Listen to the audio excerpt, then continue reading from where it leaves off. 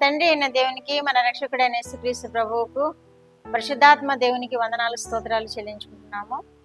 మీకు అందరికీ క్రిస్మస్ శుభాలు తెలియజేస్తున్నాము. దేవుడి దినమందు మనకిచ్చిన వాక్యము యెషయా గ్రంథము 61వ అధ్యాయము 1, 2, 3 వచనాలు చదువుకున్నాం. ప్రభువుకు యెహోవా ఆత్మ నా మీదికి వచ్చి ఉన్నది, దీనులకు సువార్తమానము ప్రకటించుటకు యెహోవా నన్ను అభిషేకించెను.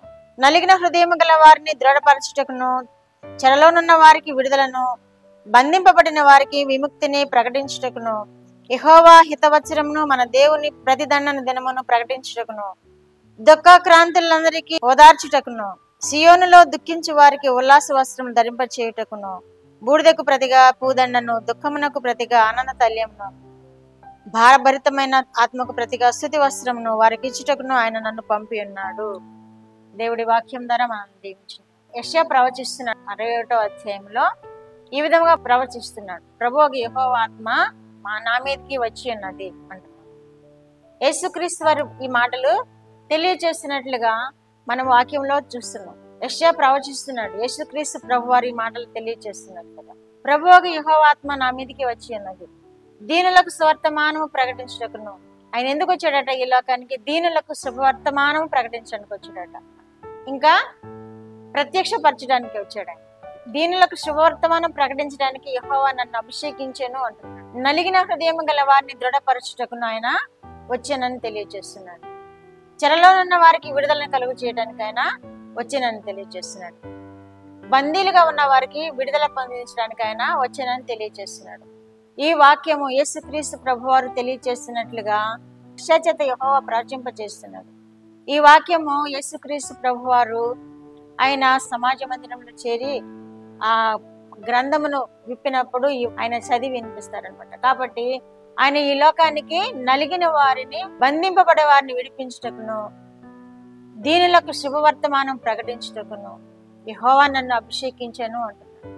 ఆయన దీనులకు సువర్తమానం ప్రకటించడానికి వచ్చాడు. మనమందరము దీనస్థితిలో ఉన్నప్పుడు, మనమందరము యేసుక్రీస్తు అంటే ఎరుగని వారుగా ఉన్నప్పుడు, మన పూర్వీకులు గాని, మన ఇంకా అంతకంటే పూర్వీకులు కానీ యేసుక్రీస్తు అంటే ఎవరో తెలియని వారుగా ఉన్నప్పుడు వారికి దీన మనసు అనే వస్త్రము ధరింప చేసుకొని ఈయన నరావతారుడుగా ఈ లోకమునకు వచ్చి దేవుడు మనల్ని ఈ విధముగా విడిపించడానికి ఈ లోకమునకు వచ్చానని తెలియజేస్తున్నాడు.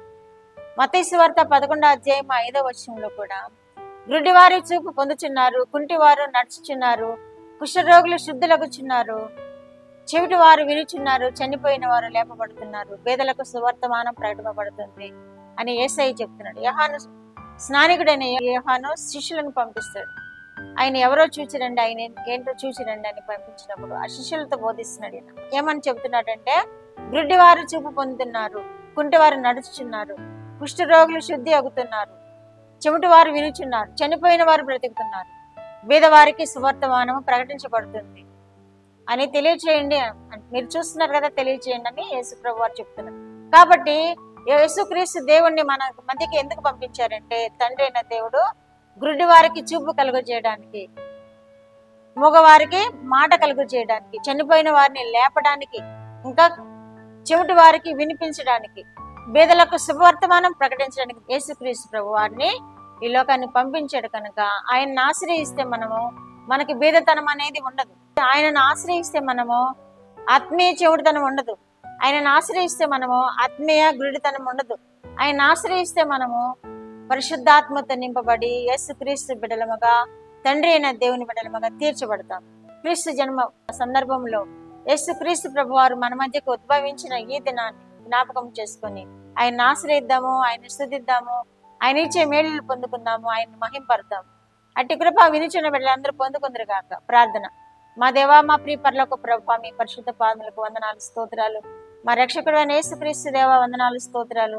పరిశుద్ధాత్మ దేవా వందనాలు స్తోత్రాలు. ఈ ఉదయ కాలంలో మీరు ఇచ్చిన వాక్యం కొరకు స్తోత్రాలు. ప్రభు వినిచిన బిడ్డలందరినీ మీరు దీవించండి. మీరు దేని నిమిత్తమై వచ్చారో వారు గ్రహించారు కనుక మిమ్మల్ని వేడుకొని వారు సంతృప్తి అయిన జీవితంలో పొందుకొని ఆశీర్వాదింపబడి మీ జన్మదిన వేడుకలను ఘనముగా జరిపించుకుంటూ ఆరాధిస్తూ స్తుతిస్తూ మీలో ఆనందించే కృప వినిచిన బిడ్డలందరికీ దయచేయమని, వారి కుటుంబాలను ఆశ్రయించి మహిమ పొందమని యేసుక్రీస్తు వారి పేరిట ఈ మనవులు మీ పాదముల మీద వేడుకుంటున్నాను పరమ తండ్రి. ఆమేన్.